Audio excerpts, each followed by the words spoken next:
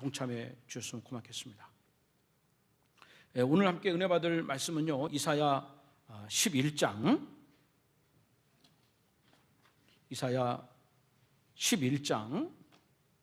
우리 1절에서 9절까지 이렇게 보겠습니다. 이사야 11장 1절에서 9절을 이렇게 보겠습니다. 제가 읽어드리겠습니다.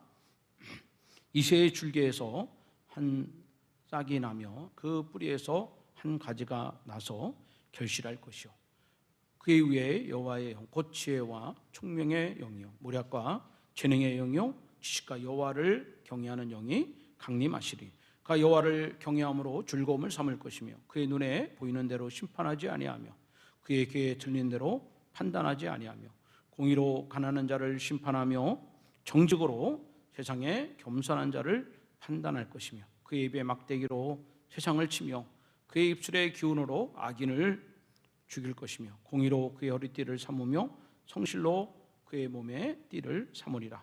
그때 이리가 어린 양과 함께 살며 표범이 어린 염소와 함께 누우며 송아지와 어린 사자와 살찐 짐승이 함께 있어 어린아이에게 끌리며 암소와 곰이 함께 먹으며 그들의 새끼가 함께 엎드리며 사자가 소처럼 풀을 먹을 것이며 젖 먹는 아이가 독사의 구멍에서 장난하며 젖된 어린아이가 독사의 굴에 손을 넣을 것이라. 내 거룩한 산 모든 곳에서 해됨도 없고 상함도 없을 것이니 이는 물이 바다를 덮은 같이 여호와를 아는 지식이 세상에 충만할 것임이니라. 아멘. 자, 여러분 9절 말씀입니다. 9절 시작. 내 거룩한 산 모든 곳에서 해됨도 없고 상함도 없을 것이니 이는 물이 여호와를 아는 지식이 세상에 충만할 것임이라. 아멘. 감사합니다.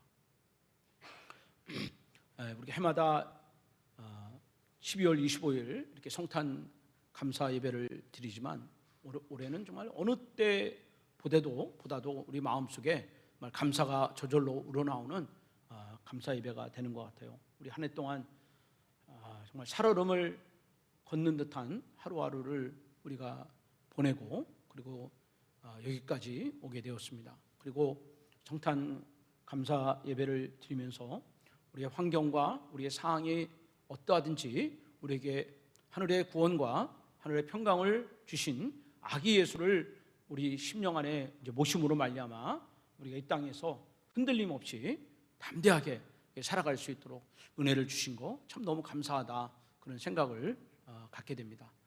저는 오늘 이 아침에 다시 한번 성탄 감사 예배를 드리는 여러분들에게 분명히 구원의 축복과 또 하늘의 평강이 여러분 심령 가운데, 여러분 가정 가운데 넘치시기를 주님의 이름으로 축복합니다. 이번 성탄 주일을 맞이하면서 참 개인적으로는 가슴 아픈 그런 장례를 이렇게 보게 되었습니다. 저희 지방에 장로님 그 부인이 갑작스러운 그런 사고를 당해서 이제 내사 판정을 받게 됐어요. 그리고 그 남편 장로님과 자녀들이 서로 마음을 모아서 그 아내의 시신이 이제 장기 기증을 하기로 이제 병원에 전달을 하고, 그리고 이제 장기 기증을 다 마치고 오늘 아침에 발인 예배를 이제 드리게 되는 것이죠. 50대 초반의 나이에 하나님의 부르심을 받고 가족들 품을 떠났습니다. 그러나 이제 또 한편으로 우리가 생각해 보면 이 고인의 죽음은 죽음으로 끝나는 것이 아니라 그 고인의 죽음으로 또 장기 기증으로 말미암아 어떤 한 생명을 또 살리는 죽음이 된 것이죠. 그분의 끝은 끝이 아니라 또 다른 사람의 시작이 되었다 하는 면에서 잊을 수 없는 그런 장례가 되는 것입니다.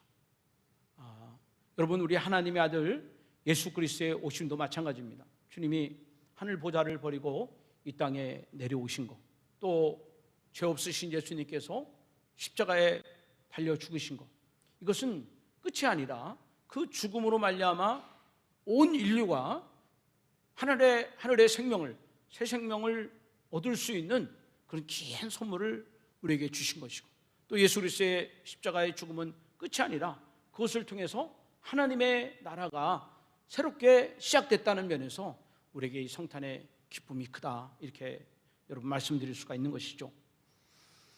오늘 우리 본문에 선지자 이사야가 활동하던 시기를 살펴보면 이때는 참 국가적으로 여러 혼돈과 불안으로 가득 차 있을 때였습니다. 이미 강대국 아수르라는 나라에 의해서 이스라엘이 멸망을 당하고, 그리고 남유다 역시 혼돈과 불안으로 가득 찬 그런 시대를 보내고 있었습니다. 이웃 나라가 멸망하는 것을 봄에도 불구하고 이 남유다는 우상 숭배의 그런 죄를 이제 버리지 못하고 여전히 하나님을 등지며 이제 불법의 길을 걸어가고 있었다. 이때 선지자 이사야가 선포하기를 여호와 하나님만이 우리의 구원이 되신다. 여호와 하나님만이 이 민족을 살릴 수가 있다. 여호와 하나님만이 우리의 소망이 되시다 하는 이런 강력한 메시지를 우리에게 전해주고 있는 겁니다. 비록 시대적인 상황은 다를지라도 오늘 여러분 2021년 성탄 감사 예배를 드리는 우리 민족과 우리 가정도 별반 차이점이 없다, 이렇게 볼 수가 있습니다. 계속적인 이런 코로나로 인하여 많은 생명들이 죽어가고 있고, 사회의 모든 기능들이 이렇게 스톱이 되어 있고, 그리고 하루하루를 정말 견디기 힘들 정도로 살아가는 소상공인들이 우리 주변에는 많이 있습니다. 또 내년 대선을 앞두고 여야의 갈등과 또 후보들의 비방과 또 그런 대선을 바라보는 세대 간의 이런 갈등 구조들이 이 시대를 어둡게 만들어 가고 있는 거예요. 매스컴을 보든지 또 신문을 보든지 어떤 모든 형편을 볼 때 우리에게 소망을 주고 우리에게 길을 알려줄 수 있는 것을 찾아볼 수가 없는 참 이런 암울한 시대에 살아가고 있는 이때에 오늘 그 이사야의 이 고백처럼 여호와 하나님만이 우리의 구원이시다, 예수 그리스도만이 우리의 왕이 되신다, 우리는 그분이 인도하심을 따라 그분이 예비하신 그 하늘의 나라를 바라보면서 이 땅에 또 다른 하나님 나라를, 평화의 나라를 우리가 이뤄갈 수 있는 그런 성탄의 아침, 그런 결단이 여러분 가운데 있어지기를 바랍니다. 여기 11장 1절의 말씀을 보면 여기 이사야 선지자는 하나님의 나라를 이제 시작을 하면서 하나님의 나라가 어떻게 시작이 되는가 하는 것을 이제 우리에게 말씀해 주고 있는데요. 여러분 1절을 같이 한번 읽어보겠습니다. 1절입니다. 시작. 이새의 줄기에서 한 싹이 나며 그 뿌리에서 한 가지가 나서 결실할 것이요, 그랬어요. 여러분 이사야는요 장차 이 땅에 오실 메시아를 예언을 하는데 그 메시아는 이새의 줄기에서 이렇게 나올 것이다, 그렇게 예언을 하고 있어요. 여러분 이새는 누구죠? 다윗의 아버지가 되는 거예요. 다윗은 이새의 8번째 아들이 되는 것입니다. 그런데 여러분 하나님께서는요 예수 그리스도가 나오실 때 이새를 얘기하지 말고 차라리 뭐요? 다윗의 왕 그 가운데서 싹이 나고 그 다윗의 왕 가운데 가지가 나고 열매를 맺혀야 될 것이다, 그렇게 말하는 것이 마땅함에도 불구하고 다윗을 이야기하지 않고 이새를 이야기하고 있는 것입니다. 그러니까 이새는 아무도 알아주지 않는 그런 목동의 가정인 것입니다. 무명의 사람이라는 것이죠. 근데 거기서 결국 위대한 다윗이 나오고 거기서 예수 그리스도가 탄생하는 역사가 일어나는 거예요. 근데 그 시작은 큰 나무가 잘려가지고 구루터기만 남아 있습니다. 그리고 그 구루터기에서 작은 싹이 나오고 그 구루터기에서 가지가 나오는 거예요. 그러나 여러분 이미 잘라진 구루터기에서 나온 이 싹과 가지는 사람들에게 아무런 관심을 끄지 못하는 거예요. 이미 잘라져 버렸으니까.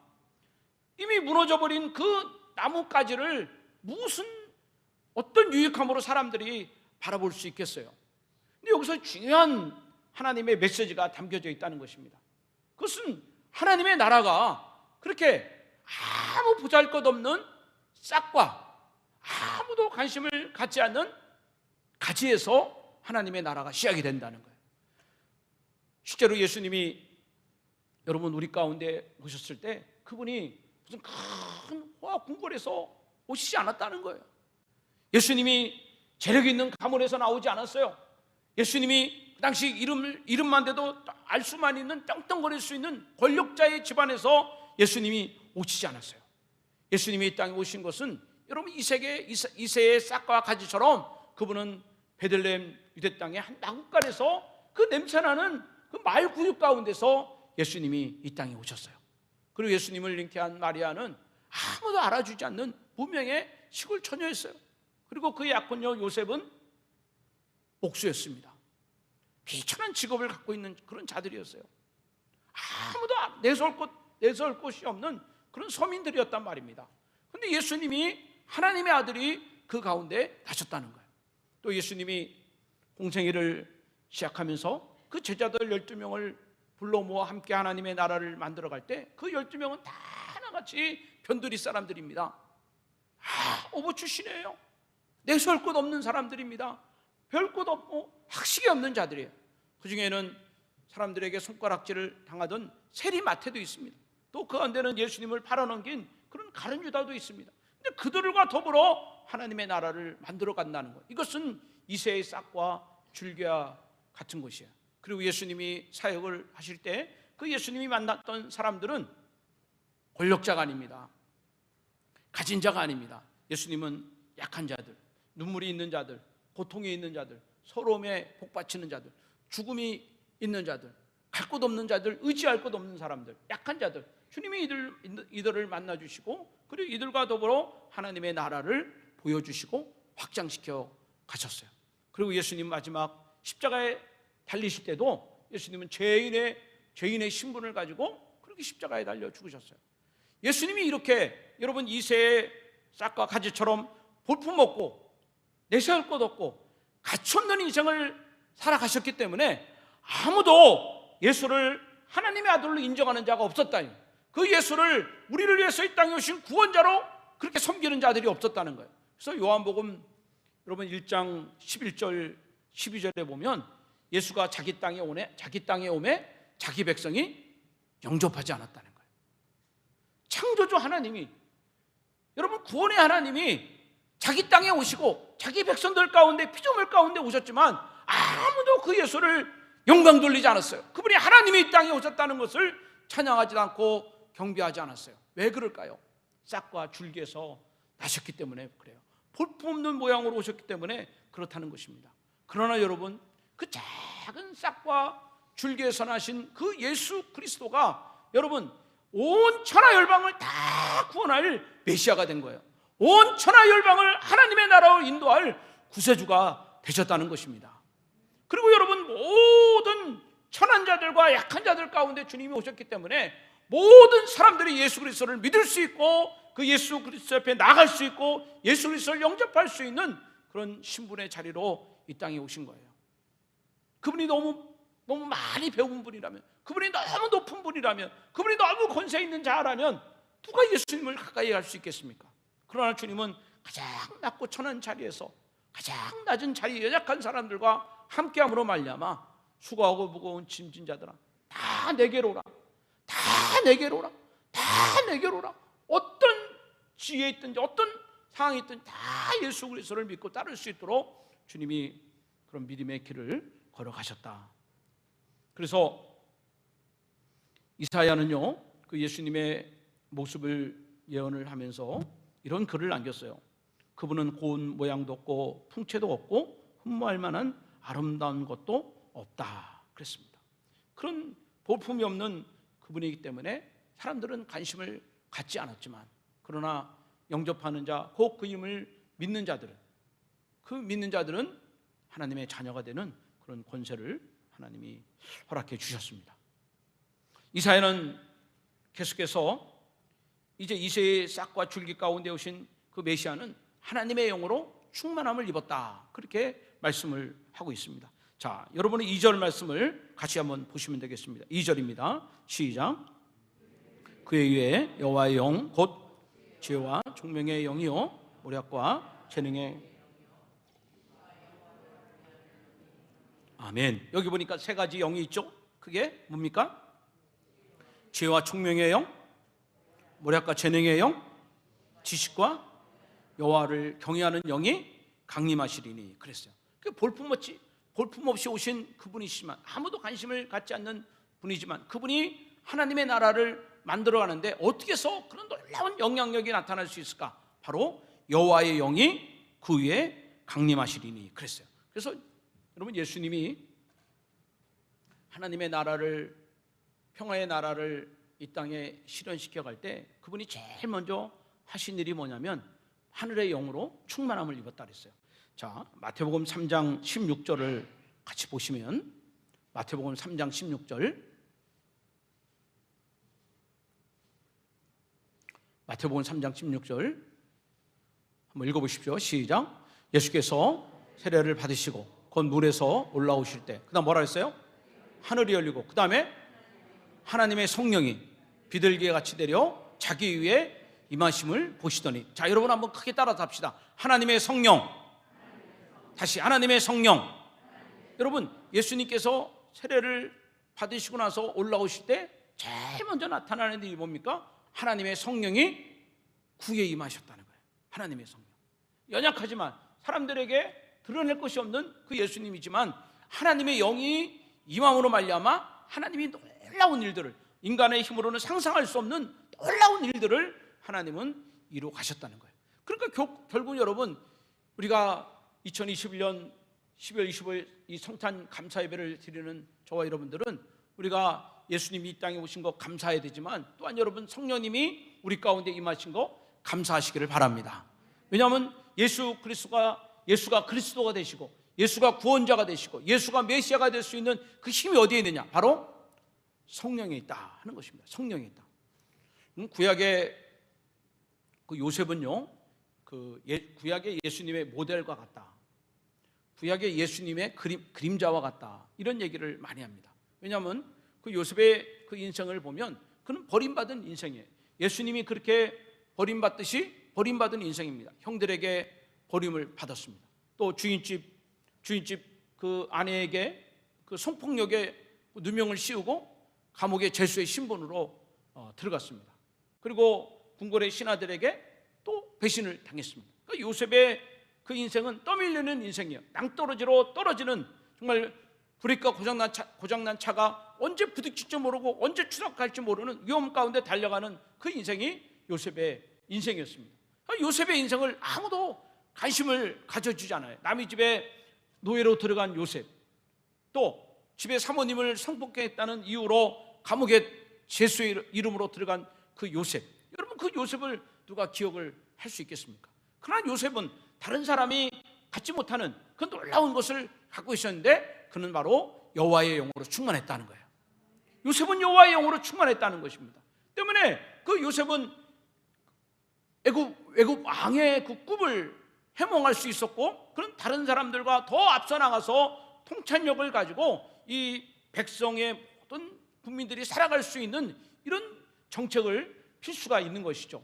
결국 가장 밑바닥에 있었던 그 요셉은 애굽의 총리가 되고 그 가정과 그 가문과 모든 주변 나라들을 살릴 수 있는 그런 하나님의 사람이 될 수가 있는 거예요. 여러분, 오늘 우리의 인생이 쓰임을 받고, 우리의 가정이, 또 우리 교회가, 우리 지역사회가, 우리 교회를 통해서 변화되는 그런 놀라운 일들을 우리가 경험하기를 원한다면, 여러분, 요셉에게 임한 하나님의 영, 솔로몬에게 임한 여러분 지혜의 영, 또 삼손에게 임한 그 여호와의 신, 여러분, 이것이 저와 여러분 가운데 임할 때 하나님이 계획하신 큰 놀라운 일들을 우리가 이뤄갈 줄로 믿습니다. 그래서 이제 애굽의 바로가 요셉을 향해서 이렇게 이야기를 한 것입니다. 창세기 41장 38절을 한번 읽어보십시오. 시작. 바로가 그의 신하들에게 이르되 이와 같이 뭐라 그랬어요? 하나님의 영에 감동된 사람을 우리가 어찌 찾을 수 있으려. 그걸 뭐라 그랬습니까? 요셉은 어떤 사람이에요? 하나님의 영에 감동된 사람이에요. 하나님의 영에 감동. 그러니까 아무도 깨달을 수 없는 지혜와 지식의 영을 갖고 있고, 모략과 재능의 영을 갖고 있고, 통찰력을 가질 수가 있었던 것입니다. 또한 창세기 41장 39절에는 바로가 요셉에게 이렇게 이야기합니다. 요셉에게 이르되, 한번 읽어봐요. 시작. 요셉에게 이르되 하나님이 이 모든 것을 내게 보이셨으니 너와 같이 뭐요? 명철하고 지혜 있는 자가 없도다. 그렇게 여러분 인정을 하고 칭찬을 하고 있는 것입니다. 구루터기와 같은 그런 요셉입니다.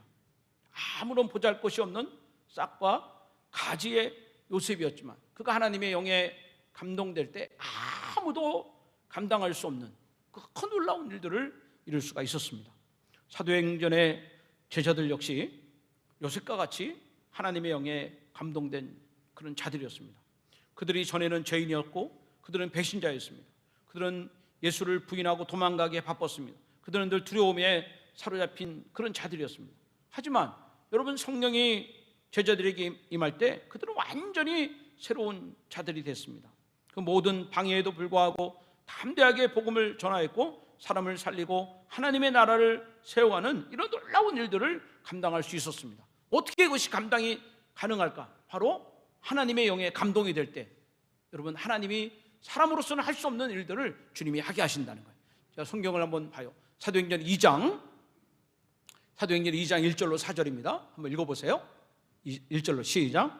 오순절 날이 이미 이름에 그들이 다 같이 한 곳에 모였더니 호련히 하늘로부터 급하고 강한 바람 같은 소리가 있어 그들의 앉은 온 집에 가득하며 마치 불의 여처럼 갈라지는 것들이 그들에게 보여 각 사람 위에 한 사람씩 임하여 있더니 그들이 다 성령의 충만함을 받고 성령이 말하게 하심을 따라 다른 언어들로 말하기를 시작하니라. 여러분 한번 크게 한번 따라합시다. 성령의 충만함을 받고. 여러분, 그렇습니다. 요셉이 성령의 충만함을 받고 제자들이 성령의 충만함을 받고 그들이 지혜와 총명과 통찰력으로 지혜와 모략의 신으로 말할 때 모든 자들이 예수 그리스도를 믿게 되고, 여러분, 문제가 다 떠나가게 되고 하나님 나라가 확장되고 하나님의 살아계심이 나타내는 놀라운 일들이 벌어진 것 여러분 믿으시기를 바랍니다. 이사야는 계속해서 이렇게 성령의 영으로 충만된 그리스도께서 세워나가는 하나님의 나라를 우리에게 말씀해 주고 있습니다. 여러분, 성령 충만한 주님께서 만들어가는 하나님의 나라는 어떤 나라인가? 여러분, 구절을 같이 한번 읽어보겠습니다. 11장 이사야 11장 9절입니다. 시작. 내 거룩한 산 모든 곳에서 해됨도 없고 상함도 없을 것이니 이는 물이 바다를 덮음같이 여호와를 아는 지식이 세상에 충만할 것이다. 여기 보십시오. 여러분, 하나님께서 예수 그리스도를 통해서 세워나가는 하나님의 나라는 어떤 나라입니까? 그 나라는 해됨도 없고 상함도 없는 그런 나라라고 했어요. 평화의 나라라고 했어요. 그러나 여러분, 이 말씀을 우리가 그대로 받아들이기엔 참으로 어렵습니다. 우리가 살아가는 현실은 정반대의 길을 걸어가고 있는 거예요. 저와 여러분들이 살아가는 환경을 바라보십시오. 우리는 하루에도 몇 번씩 서로가 서로에게 상처를 주고받는 가시덤불 인생을 우리는 살아가고 있지 않습니까? 부모가 자녀에게 상처를 주고 또 상처를 받은 자녀는 다시 부모에게 상처를 되돌려 주고 있는 거예요. 직장 생활하는 사람들은 상사에게 상처를 받습니다. 결혼을 하고 사랑하는 여인과 함께 살아도 여러분, 배우자와 함께 한 번도 얼굴 붉히지 않고 다투지 않고 상처 주지 않고 살아가는 그런 부부가 어디 있겠습니까? 여러분, 심지어 교회 안에서도 예수를 믿는 이 믿음의 공동체 안에서도 서로 상처를 주고 상처를 받고, 그리고 그것을 견디지 못해서 결국은 이곳저곳 교회를 옮겨 다니는 그런 분들이 있다는 것입니다. 이것이 우리의 세상이라는 것이, 이것이 우리의 가정이고 우리의 일터라는 것입니다. 특별히 여러분, 성탄을 맞이해서 저 때문에 상처받은 분들은 용서하시길 바랍니다. 여러분, 우리는 살아가면서 다 그렇게 상처투성이 속에서 우리는 살아가고 있는 거예요. 아무도 내 마음을 알아주질 못하는 거예요. 아무도 나를 이해해 주는 사람이 없는 거예요. 너무나 힘든 어려운 인생을 우리는 살아가고 있는 겁니다. 근데 우리 예수님이 이 땅에 오셔서 더 이상 해됨도 없고 상처도 없는, 악함도 없는 그런 나라를 만들어가는 거예요. 그 나라가 어떤 나라인가? 여기 여러분 6절에서 9절까지 보면 그 나라가 여러분 그림처럼 이렇게 쫙 펼쳐져 있는 거예요. 한번 여러분 6절에서 9절까지를 한번 이렇게 보십시오. 이게 하나님의 나라가 해됨도 없고 상함도 없는 이 나라가 어떻게 펼쳐지고 있는가 한번 여러분 쭉 읽어보시면서 같이 한번 머릿속에 그려보겠습니다. 시작.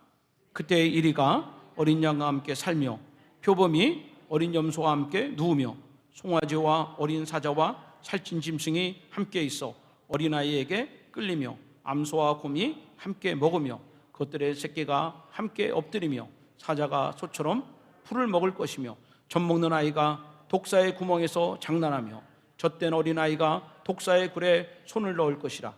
내 거룩한 산 모든 곳에서 해됨도 상함도 없을 것이니 이는 물이 바다를 덮은 것 같이 여호와라는 지식이 세상에 충만할 것이라. 여러분, 이런 나라가 가능합니까? 어떻게 이런 나라가 있을 수 있겠습니까? 여기 성경에 보면 이리와 어린 양이 함께 사는 거예요. 여러분, 표범과 어린 염소가 함께 눕습니다. 또 어린 사자와 살찐 짐승이 함께 있습니다. 어린아이가 독사굴에 손을 넣고 장난쳐도 물지 않는 이런 나라가 있다는 거예요. 여러분, 이 세상에 이런 나라가 있습니까? 어떤 단체가 이런 단체가 있습니까? 흑인 운동을 하던 마틴 루터 킹 목사님이 이런 얘기를 했습니다. 마치 이리와 어린 양이 함께 사는 그런 꿈을 이야기한 것입니다. 나는 4명의 자녀들이, 흑인 아이들입니다. 4명의 자녀들이 언젠가는 그들의 피부색으로 판단되지 않고 그들의 인품에 의해 판단되는 나라에서 살게 될 것이라는 꿈을 갖고 있습니다. 이리와 어린 양이 함께 사는, 흑인과 백인이 함께 뒹구는 그런 것을 꿈을 꾼다는 것입니다. 제가 이 이야기를 들으면서 생각나는 영화가 있었어요. 그 웰컴 투 동막골이라는 그런 영화. 여러분 혹시 보셨는지 모르겠어요. 오래된 영화인데 그 6.25 전쟁 중에 그 아주 강원도 깊은 골짜기, 강원도래요. 그래, 강원도 깊은 골짜기에 거기에 동막골이라는 마을이 있는데 그곳에서 북한 공산군과 남한 군인이 서로 만나게 되는 겁니다. 6명. 그들이 서로 만났을 때 여러분 총을 겨루고 그리고 서로를 죽이지 못해 으르렁 거리는 거예요. 근데 그 동막골 사람들이 살아가는 그 평화스러운 그 모습에 감자와 옥수수만 있으면 그것이 낙원이 된 파라다이스를 누리는 그들의 모습을 보면서 이들이 경계심을 다 내려놓습니다. 그리고 놀라운 일이 벌어지는 거예요. 바로 북한 군인들과 남한 군인들이 함께 밥을 먹는 거예요. 그들이 함께 어울리는 것입니다. 함께 즐기는 것입니다. 그리고 마지막 그 동막골을 지키기 위해서 그 남한의 군인들과 북한 공산군이 함께 힘을 합해서 그 동막골을 지키면서 이렇게 끝까지 전쟁을 하는, 싸우는 이런 모습을 우리에게 보여주는 거예요. 그 영화를 이렇게 보다 보면 얼굴은 웃고 있는데 그 눈에서는 눈물이 나는 거예요. 참 그 아름다움이 있습니다. 하나 될 수 없는 사람들이 하나 되는 것. 영화이기 때문에 가능할지 모르지만 그러나 이것이 우리 한반도가 꿈꾸는 대한민국이 실현되어야 될 그런 아름다움이 아닌가, 이런 생각을 우리는 하게 되는 것입니다. 여러분, 우리가 살아가는 이 시대는 여러분 이리가 있고 표범이 있고 사자가 있습니다. 여러분들에게 있어서 이리와 사자와 표범이 누굽니까? 여러분 남편에게 한번 물어보십시오. 여보, 당신에게 이리와 사자와 표범이 누구야? 그럼 누구라고 대답할 것 같아요? 응? 이리와 표범이 누굽니까? 여러분 자녀들에게 물어보세요. 얘들아, 우리 집에 이리와 표범과 사자가 누구냐? 한번 물어보세요. 여러분 전주제일교회 이리처럼 으르렁거리는 사람이 누굽니까? 독사처럼 잡아먹지 못해 안달인 사람이 누굽니까? 이 사자처럼 여러분 힘을로 막 누르는 사람이 누굽니까? 여러분 혹시 목사님이라고 얘기하고 싶으세요? 그런 생각을 버리시길 바랍니다. 근데 여러분 우리 주변에 내 가까운 곳에 이리가 너무 많아요. 너무 표범이 많고 사자가 많습니다. 근데 그분들한테 물어보면 바로 내가 사자라고 그래요. 내가 이리라고 그럽니다. 여러분 오늘 우리 안에 예수 그리스도가 없는 우리 안에는 그런 이리와 같은 야성이 있는 거예요. 사자처럼 짓밟고 싶고 무시하고 있고, 여러분 독사처럼 거짓말을 하고 사기를 치고 그냥 물어뜯는 이런 더러운 성질들이 오늘 우리 안에 잠재되어 있는 것입니다. 여러분, 이것을 우리가 다 제거할 수 있는 방법을 주님이 우리에게 말씀해 주시는데, 오늘 9절의 말씀처럼 이런 말씀이 있어요. 물이 바다를 덮은 같이 여호와를 아는 지식이 세상에 충만할 것이라. 여호와를 아는 지식이 세상에 충만할 것이라. 여러분, 이리와 염소와 표범과 양과 사자와 또 어린 양이 함께 살 수 있는 그 나라가 어떤 나라냐? 에덴 동산입니다. 노아의 방주입니다. 그것은 함께 어울리는 것입니다. 평화가 있는 것입니다. 그럼에도 불구하고 그들이 다투지 않고 싸우지 않는 이유가 뭘까요? 하나님의 통치입니다. 하나님의 다스림이 있을 때 여러분, 그것이 함께 어울릴 수가 있는 거예요. 어울릴 수 없는 사람이 함께 어울리는 그런 공간이 되는 것입니다. 용서할 수 없는 사람을 용서할 수 있는 그런 역사가 나타나는 것입니다. 여러분, 여호와를 아는 지식이 우리 가운데 임할 때 우리 바다에 충만함과 같이 여호와를 아는 지식, 내가 하나님을 알지 못하고 내가 하나님께 나아갈 수 없고 내가 하나님을 바라볼 수 없으나 하나님의 아들 예수 그리스도가 이 땅에 오심으로 말미암아 하나님의 마음을 우리에게 전해주신 것입니다. 여러분, 들어보십시오. 하나님이 이 세상을 사랑하십니다.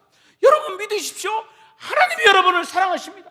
그 예수 그리스도를 믿으면 여러분 멸망치 않고 영생을 얻을 수 있습니다. 그 예수 그리스도를 믿으면 하나님의 나라가 여러분 가운데 임합니다. 그 예수 그리스도를 믿으면 주님의 평강이 여러분 가운데 임하는 것입니다. 하나님을 알지 못하고 괴로워하는 사람들, 하나님의 사랑을 알지 못하고 지금도 으르렁거리는 사람들, 하나님의 사랑을 알지 못해 지금도 죄 가운데 죄책감으로 살아가는 모든 인생들에게 하나님이 당신을 사랑하십니다. 하나님이 당신을 향한 놀라운 계획을 갖고 있습니다. 바로 예수 그리스도가 이 땅에 오심으로 말미암아 하나님의 사랑과 하나님의 용서와 하나님의 비전과 하나님의 계획을 우리에게 심어줌으로 말미암아 우리 바다에 넘치는 것 같이 오늘 우리 심령 안에 이제 평화가 넘치고 기쁨이 넘치고 하늘의 하나님을 향한 소망의 가득함으로 말미암아 우리를 살아갈 수 있도록 하나님이 저와 여러분의 은혜기를 더하여 주시는 것입니다. 오늘 성탄의 아침 예배하는 저와 여러분 심령 안에 다시금 예수를 나의 왕으로 영접하는 그런 성탄이 되시기를 바랍니다. 예수를 몰랐을 때는, 예수를 모를 때는 우리가 그 예수를 인정하지 못했지만 이제 하나님의 아들 예수 그리스도를 인정하시고 영접하시고 그분을 내 안에 모심으로 말미암아 주님 내 안에 사자와 이리와 이 표범과 같은 악한 마음, 이런 더러운 성품들이 어둠이 다 떠나가게 하시고 주님의 평화로 물이 바다를 덮은 것 같이 주의 평화가 내 안에 넘치게 하옵소서. 주님의 용서가 내 안에 넘치게 하시고 주의 소망이 내 안에 가득 차게 하옵소서. 여러분 모두에게 이런 성탄의 은혜가 함께 하시기를 주님의 이름으로 축원합니다. 살아계신 아버지 하나님, 오늘 예수를 영접하고 그 예수 안에 믿음 안에서 주의 평강을 누리며 살기를 원하며 전에 도저히 고칠 수 없는 이런 악한 습관들, 더러운 품성들이, 인품들이 다 예수를 모심으로 하나님의 사랑 안에서 변화되고 성숙되는 우리들의 삶이 되게 하여 주시어서 우리 가정이 정말 하나님 그리스도 예수 안에서 평강을 누리고 기쁨과 감사를 누릴 수 있는 우리들 모두가 되게 하여 주시옵소서. 평화의 왕으로 오신 이 땅에 오신 예수님의 이름으로 기도드리옵나이다. 아멘. 여러분 다 자리에서 일어나셔서 우리 오 거룩한 밤 찬양합니다.